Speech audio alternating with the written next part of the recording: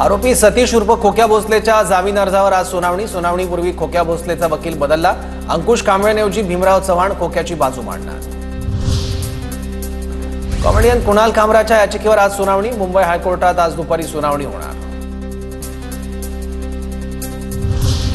गिरणी कामगार सरकारविरोधात एल्गार पुकारणार। येत्या 1 मेपर्यंत राज्य सरकारने गिरणी कामगारांच्या घरांच्या प्रश्नावर बैठक न बोलावल्यास कामगार आंदोलनाच्या पवित्र्यात।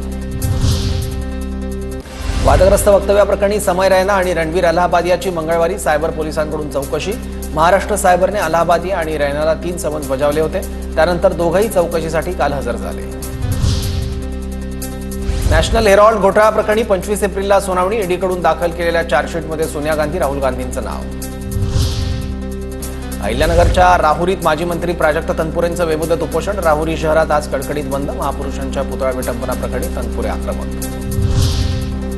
मेहुल चोक्सीची बाजू मांडणार। युरोपमधील महागडे वकील चोक्सीचं भारतातील प्रत्यार्पण टाळण्यासाठी युरोपचा सर्वात महागडा वकील बाजू मांडणार। पॉल विकायचं आणि मुलगा सायमन मेहुल चोक्सीची बाजू मांडणार। उदयसिंह पाटील उंडाळकर राष्ट्रवादीत प्रवेश करणार। अजित पवारांच्या उपस्थितीत शनिवारी पक्षप्रवेश।